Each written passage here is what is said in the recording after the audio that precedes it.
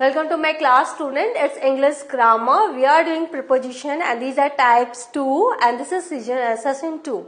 In the first session you have seen types. Those are the types of preposition, and here we will come to know about the different types of preposition. These are also preposition. Let's start what these are. Now, types of prepositions, we can divide it further into these categories, and first is simple preposition.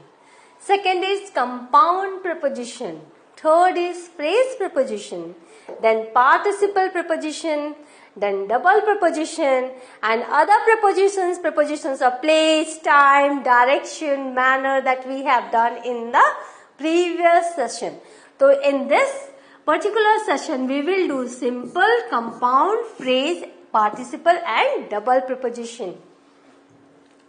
Simple preposition. Simple prepositions are used in the simple sentences. Some of the simple prepositions are in, on, at, to, from, with, by, about, over, under, of, for, etc. For example, I am not going with my mother. You can add anything here. She is waiting in the park. Dad is going to the market. तो आपने यहाँ क्या preposition देखा है? In देखा, to देखा, with देखा. With क्या है? With my mother. तो हम किसके साथ नहीं, मैं नहीं जा रही हूँ, मम्मा के साथ नहीं जा रही हूँ.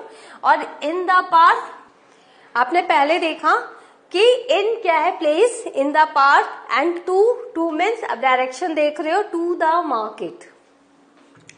Now, compound preposition. Compound means क्या होता है? जब हम दो चीजों को एक साथ लाते हैं तो उसको compound कहते हैं. Compound prepositions are used to join two nouns, pronouns or phrases.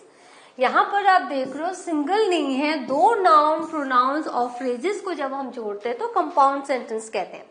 Some of the compound prepositions are about, across, among, besides, before, and these are very important. About, across, among, beside, before, above, along, inside, between, around, behind, below and beneath. तो यहाँ आप देख रहे हो my city is located between two mountains. दो पहाड़ों के बीच में मेरा शहर है. तो between two mountains.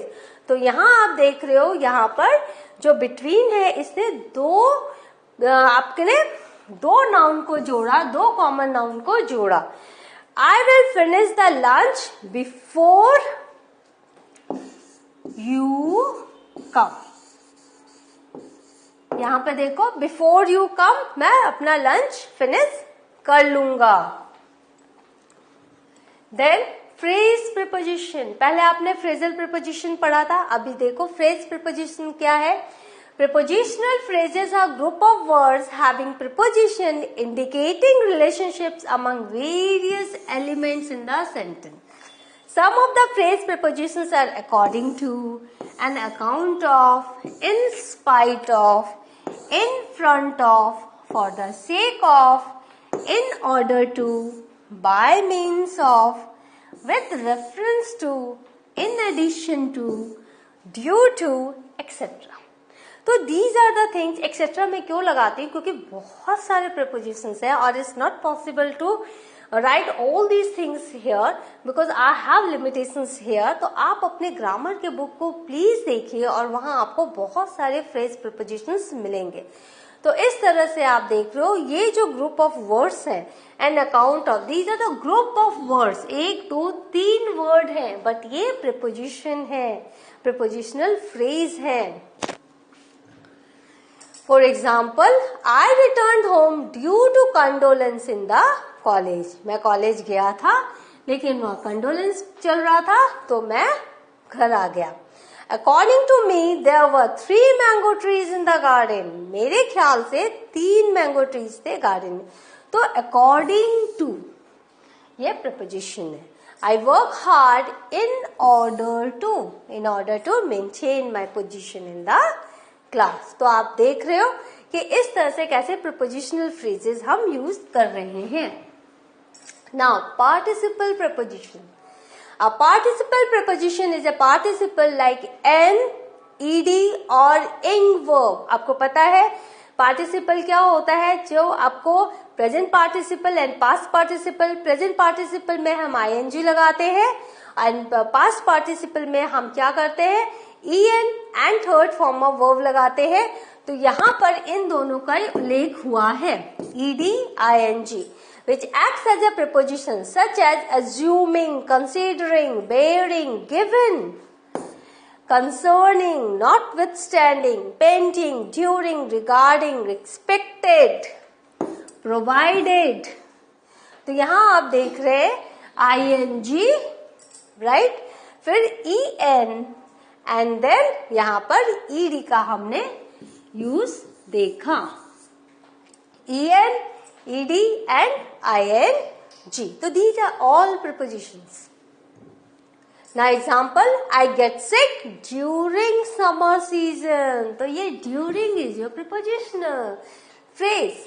I participle. This is your participle preposition. I would like to speak regarding healthy food. This is again participle preposition.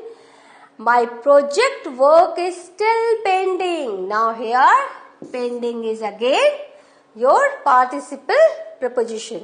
I think I can pass the exam easily considering my hard work. तो इस तरह से आप क्या देख रहे हो कि पार्टिसिपल प्रीपोजिशन को हमने यहाँ पर देखा है. And when you will go through these lines, तो please underline the preposition because these are your preposition, and in this types you will get all types of preposition in your articles, in stories. Please now when you will read any story, underline the preposition for your perfection. Now double preposition. Double preposition are words having two prepositions joined together to make a whole new one. दो preposition जब हम एक साथ जोड़ते हैं और एक नई कुछ चीज बनती है, that is called double preposition. Such as into, onto, outside of, out of, within, from behind, because of, etc. आपने with, in दोनों को अलग अलग देखा था सिंपल preposition में. आपने in, to दोनों को अलग देखा था. आपने on to वो भी अलग देखा था. और यहाँ दोनों एक साथ है.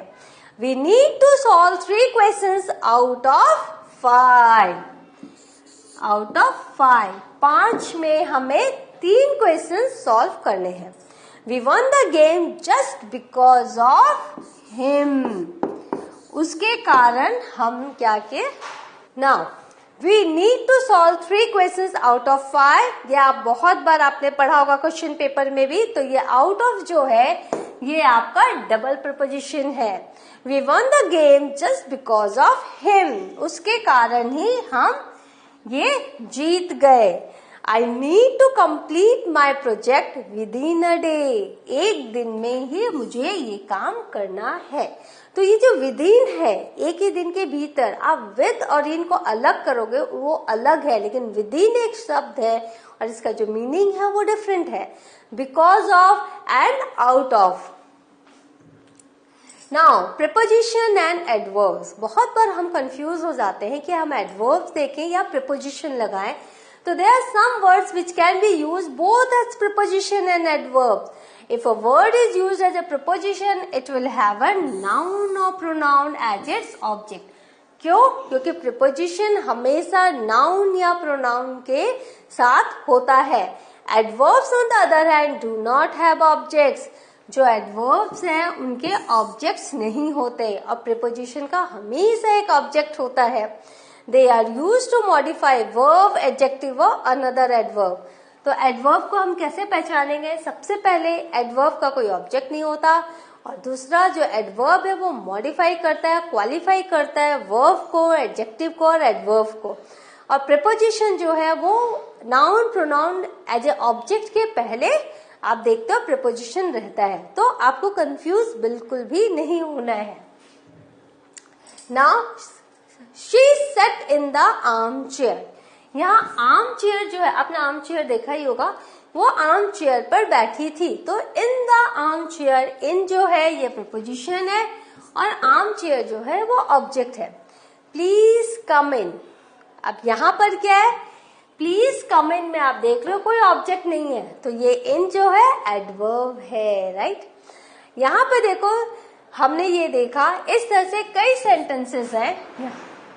यहाँ मैंने सिर्फ एक सेंटेंस लेके आपको एग्जाम्पल दिखाया है, she sat in the arm chair, right. तो जब ऑब्जेक्ट रहेगा, नाउन या प्रोनाउन, ऑब्जेक्ट जब रहेगा तो हम क्या करते हैं, उसके पहले अगर जो भी शब्द रहेगा वो प्रीपोजिशन है, लेकिन अगर ऑब्जेक्ट नहीं है तो वो एडवर्ब है। अंडरस्टूड। तो इस तरह से हमने कंपेयर किया प्रीपोजिशन एंड एडवर्ब को। आपको पता होगा कि there are only 150 prepositions and we only use about 70 of these. 150 prepositions में हम 70 को बहुत फ्रिक्वेंटली और बहुत कॉमनली यूज करते हैं। तो 70 जो प्रीपोजिशंस है वो मैंने पहले टाइप में आपको बताया। फर्स्ट सेशन में, ये सेकंड सेशन में आपने जो टाइप्स देखे उसमें आपने कुछ नए तरह के प्रीपोजिशंस देखे। तो इस तरह से क्या हुआ कि आपको एक आइडिया हो गया कि कहीं भी अगर नाउन या प्रोनाउन एज एन ऑब्जेक्ट है, उसके पहले कोई भी वर्ड है, दैट इज प्रीपोजिशन। और अगर नाउन और प्रोनाउन एज एन ऑब्जेक्ट नहीं है तो दैट पर्टिकुलर वर्ड, दो it looks like preposition but is not preposition, that is adverb. So please have this learning with you whenever you go through your study, whenever you read some grammatical rules or some story, please see whether these are preposition or adverb. So what have you learned today? We have learned types of prepositions. There are 150 prepositions but 70 are commonly used. We have learned these are the prepositions that are different from adverbs, and how these are different from adverbs, that also with an example I have shown it to you. So in this way you will have to understand, and please underline the preposition whenever you get to, because prepositions are many and you will have to use it in reference to the meaning of the sentence, what you want to convey, that अगर आपको कुछ कहना है उस हिसाब से आपको preposition लगाना पड़ेगा, because they show relationship of noun and pronoun, the object, subject और object के बीच के relationship को ये बताता है। तो इस तरह से you will have to be very careful when you are putting preposition. In the next class I shall be with some new topic. Till then, have a good revision. Thank you.